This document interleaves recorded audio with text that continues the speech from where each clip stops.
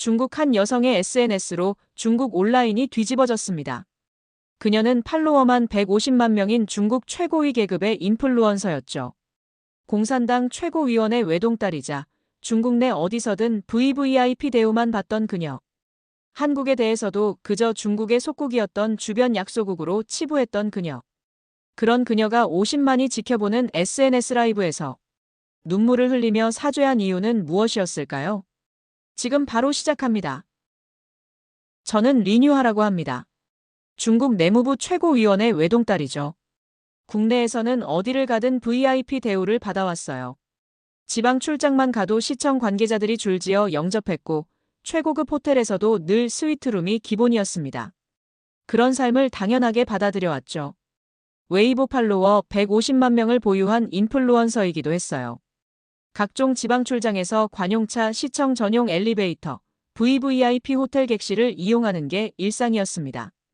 베이징에서도 제 이름만 대면 누구나 알 정도였어요. 정부 행사에선 장관보다 먼저 소개되곤 했죠. 지방 순시를 나가면 시장이 직접 공항까지 마중 나왔습니다.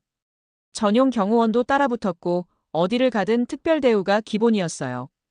호텔 직원들은 제가 도착하기 전부터 로비에서 대기하고 있었죠.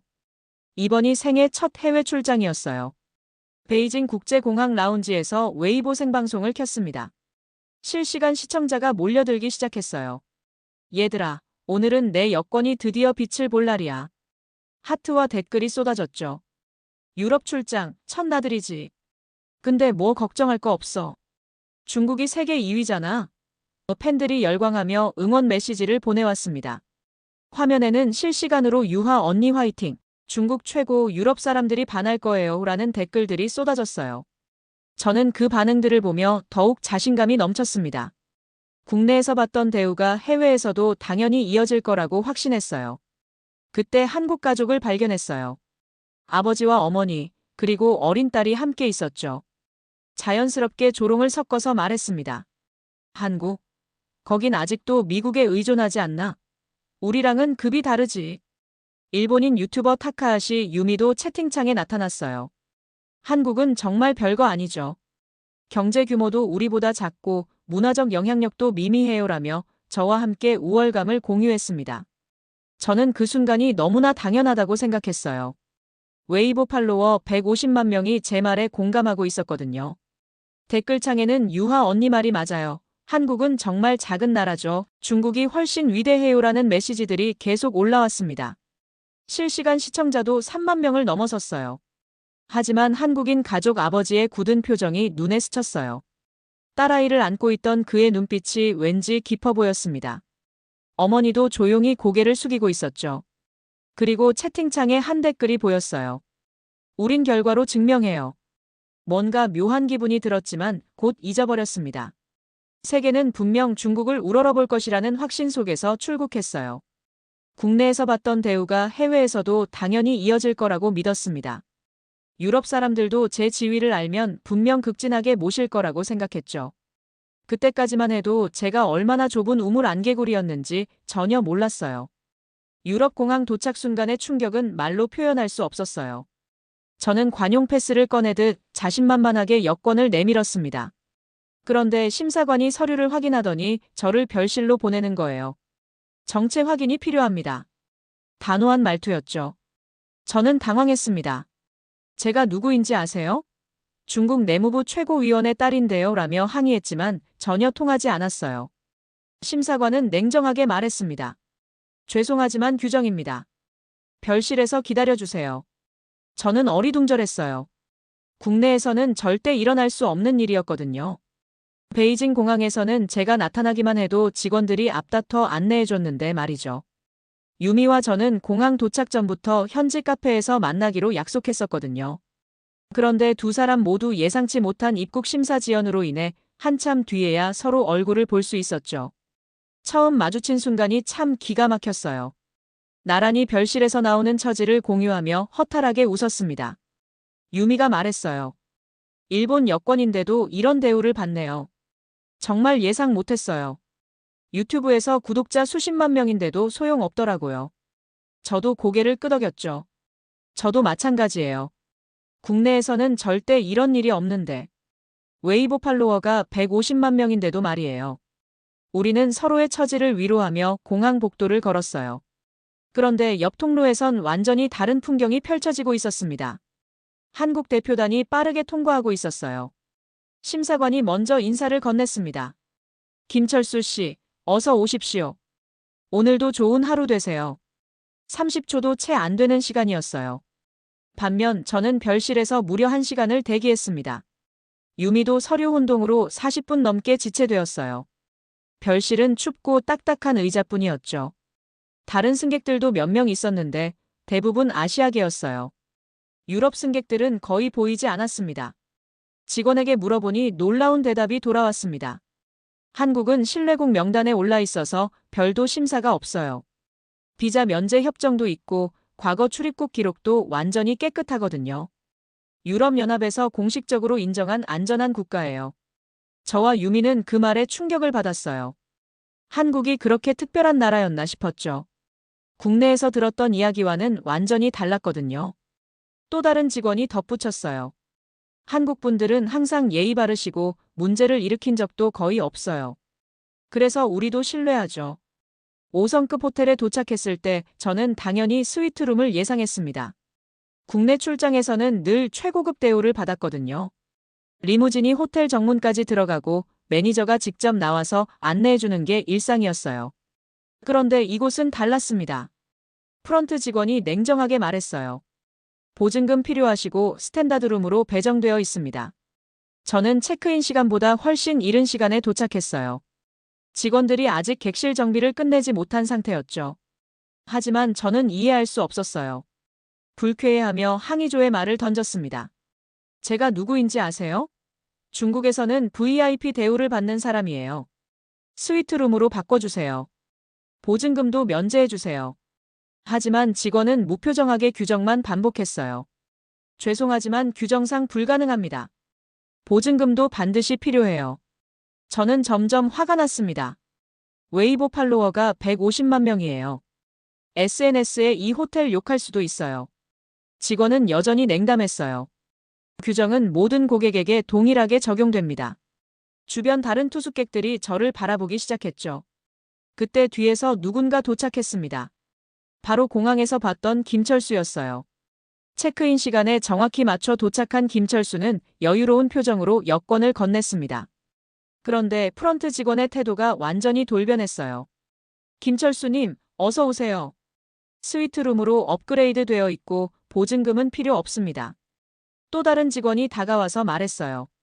저희 아버지가 작년에 한국 의료진 덕분에 생명을 구했어요. 정말 감사드려요. 제 고향이 코로나 때 한국에서 도움을 많이 받았거든요. 젊은 직원도 끼어들었습니다.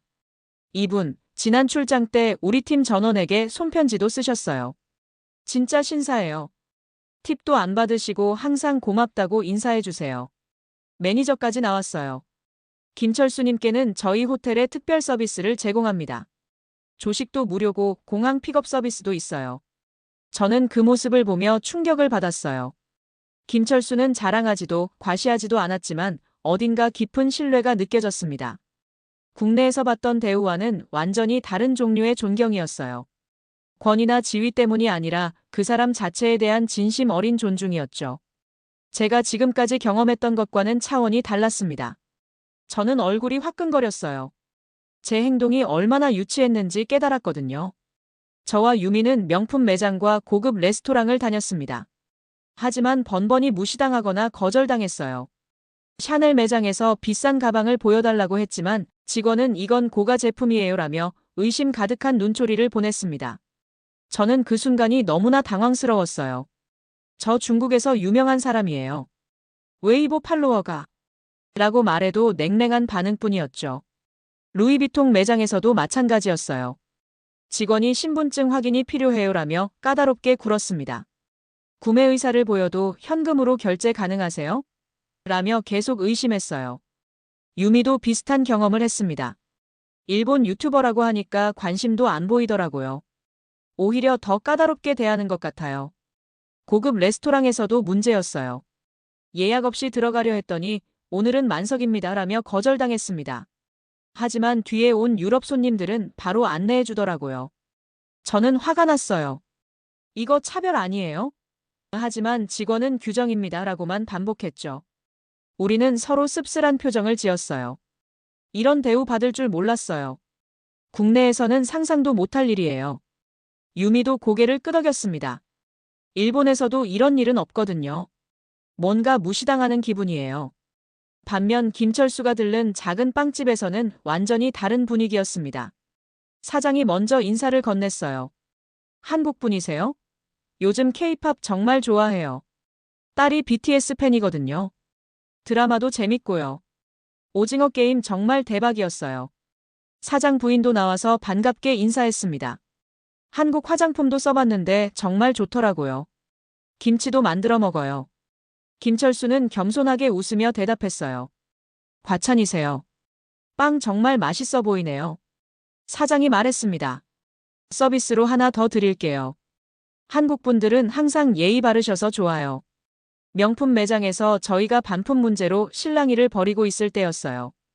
김철수가 조용히 다가와서 상황을 파악했습니다. 그리고 매장 직원에게 차근차근 규정을 설명해주며 해결책을 제시했어요. 이런 경우에는 이렇게 처리하시면 됩니다. 완벽한 영어와 불어로 설명하는 모습이 인상적이었죠. 직원은 감탄하며 말했어요. 정말 감사해요. 역시 한국인들은 친절하고 똑똑하시네요. 지난번에도 한국 관광객이 도움을 많이 줬거든요.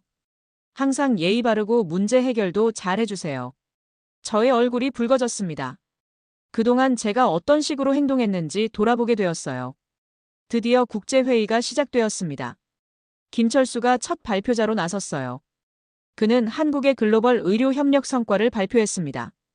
72개국의 의료진을 파견했고 37개국의 K방역 모델을 수출했어요. 코로나 백신 기술도 개발도상국과 무상으로 공유했습니다. 사진과 동영상, 구체적인 통계 자료가 화면을 가득 채웠어요. 아프리카 한 나라 대표가 일어서서 말했습니다. 한국 의료진 덕분에 우리 아이들이 살았어요. 정말 감사합니다. 병원도 지어주시고 의료진 교육도 해주셨어요. 라틴 아메리카 대표도 손을 들었어요. 한국의 디지털 헬스케어 시스템 덕분에 우리나라 의료 수준이 크게 향상되었습니다. 유럽 대표들도 고개를 끄덕였죠. 한국의 방역 시스템은 정말 모범적이었어요. 투명하고 효율적이었습니다. 발표가 끝나자 회의장은 기립박수로 가득 찼습니다. 저는 그 순간 소름이 돋았어요. 이런 게 진짜 국력이구나 싶었죠. 김철수는 추가로 설명했어요. 한국은 앞으로도 글로벌 보건 협력을 확대할 예정입니다. 백신 기술 공유, 의료진 교육, 병원 건설 등을 통해 인류 공동의 건강을 지키겠습니다. 회의장은 다시 한번 박수로 가득 찼어요. 다음 발표자인 유미는 일본의 기술력을 소개했습니다. 하지만 대부분 과거의 성과나 추상적인 계획에 머물렀어요. 일본은 전통적인 기술 강국입니다. 앞으로 더 발전시킬 예정이에요. 중간중간 한국을 비하하는 발언도 섞였죠. 한국보다는 우리가 기술적으로 앞서 있다고 생각해요. 하지만 구체적인 성과나 데이터는 부족했어요. 참석자들의 반응도 미지근했습니다. 몇몇은 하품을 하거나 딴청을 피웠어요. 유미의 얼굴이 점점 굳어졌죠. 마지막으로 제 차례가 왔어요. 저는 중국의 경제 규모와 글로벌 영향력을 강조했습니다. 중국은 세계 2위 경제대국이에요. GDP도 크고 인구도 많죠. 글로벌 공급망에서 중요한 역할을 하고 있습니다. 하지만 구체적인 성과나 기여도에 대한 내용은 부족했어요. 그냥 숫자만 나열한 형식적인 발표였죠. 몇몇 유럽 대표단은 고개를 숙이고 딴청을 부렸습니다. 누군가는 속삭였어요.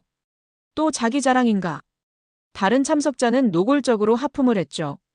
그 순간 저는 얼굴이 화끈거렸어요. 김철수의 발표와 제 발표가 이렇게 다를 수 있나 싶었습니다.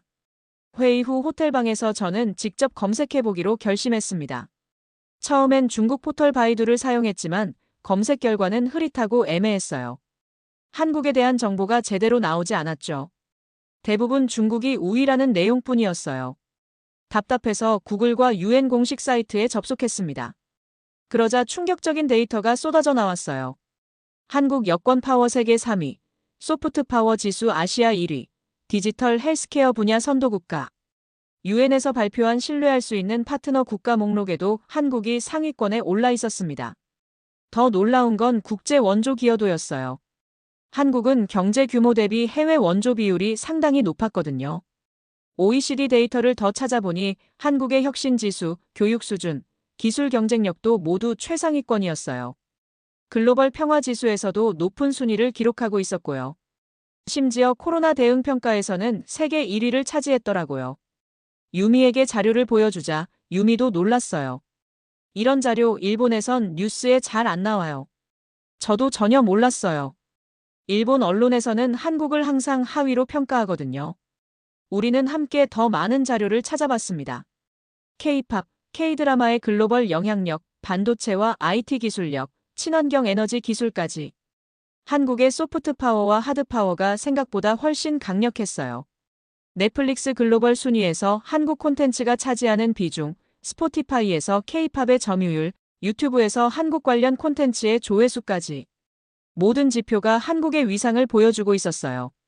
심지어 유엔의 지속 가능 발전 목표 달성 평가에서도 한국이 상위권이었죠. 저의 속이 뒤집혔습니다. 자신이 웨이보에서 퍼뜨렸던 말들이 얼마나 얕았는지를 깨닫기 시작했어요.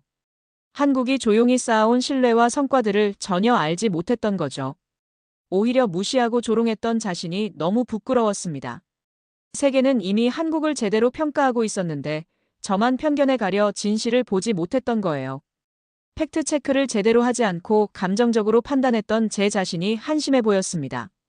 진짜 무지가 얼마나 위험한지 깨달았어요. 공항 대기실에서 저는 김철수를 찾아가 머뭇거리다 인사를 건넸습니다. 김철수 씨. 죄송해요. 사과드릴 게 있어요. 유미도 함께 다가왔죠. 김철수는 의아한 표정을 지었어요. 무슨 일이세요? 저는 용기를 내어 말했습니다. 제가 한국을 많이 얕봤어요. 정말 무례했어요. 유미도 고개를 숙였습니다. 저도 마찬가지예요. 일본에서 들은 이야기만 믿고 편견을 가졌어요. 유튜브에서도 한국을 폄하하는 말을 했거든요.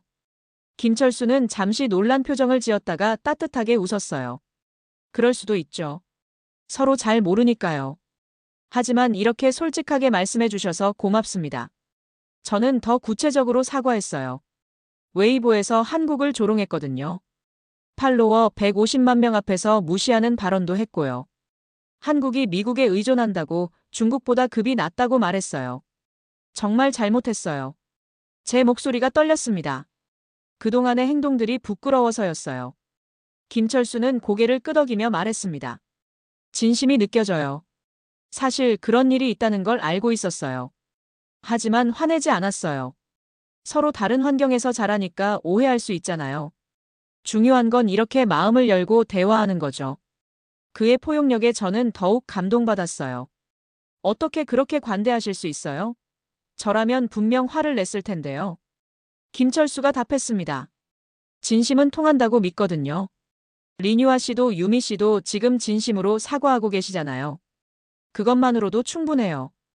오히려 용기 있는 행동이라고 생각해요. 유미가 말했어요. 한국 분들이 정말 성숙하시네요.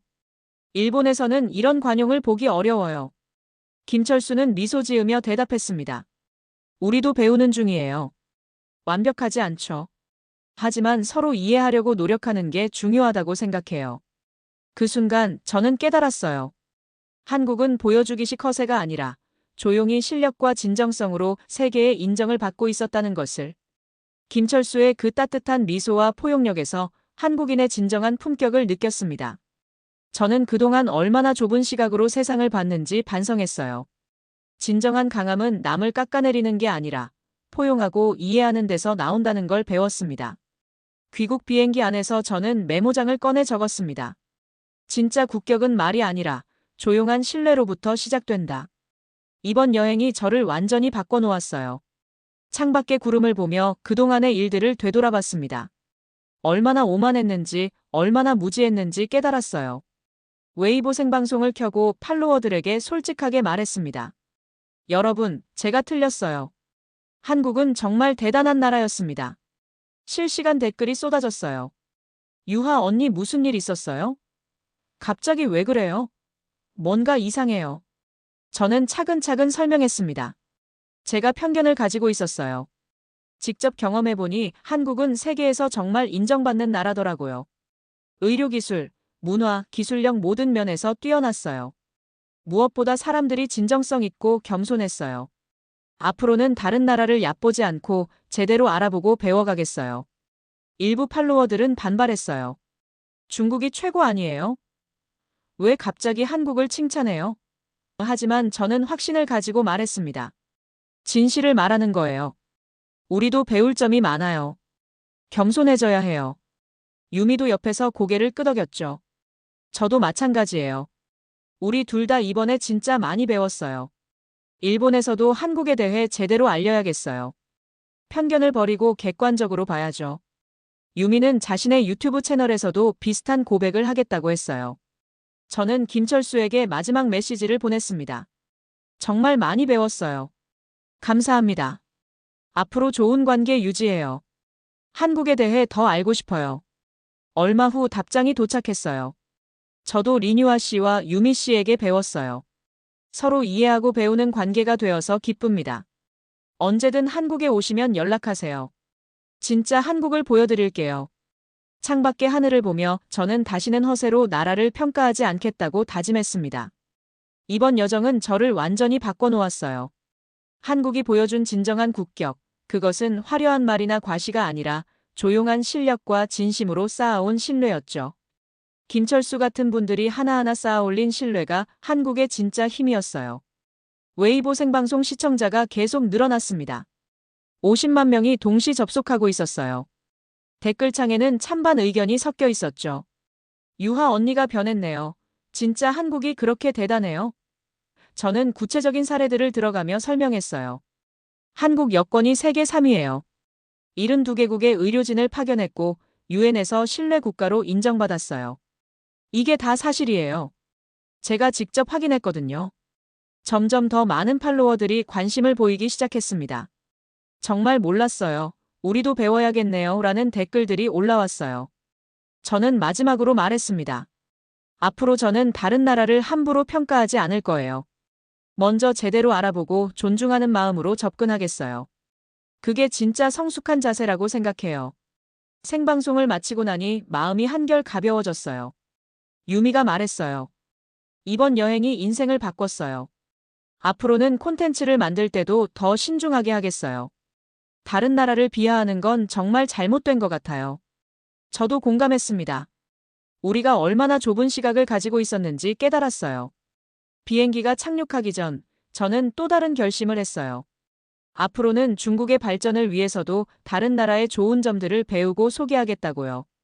한국처럼 조용히 실력을 쌓고 진정성으로 세계의 신뢰를 얻는 그런 나라가 되도록 기여하고 싶었어요. 김철수에게서 배운 겸손함과 진정성, 그리고 포용력. 그것들이 진짜 국력이라는 걸 깨달았습니다. 저는 그것을 평생 잊지 않을 거예요. 이번 여행으로 저는 완전히 새로운 사람이 되었어요.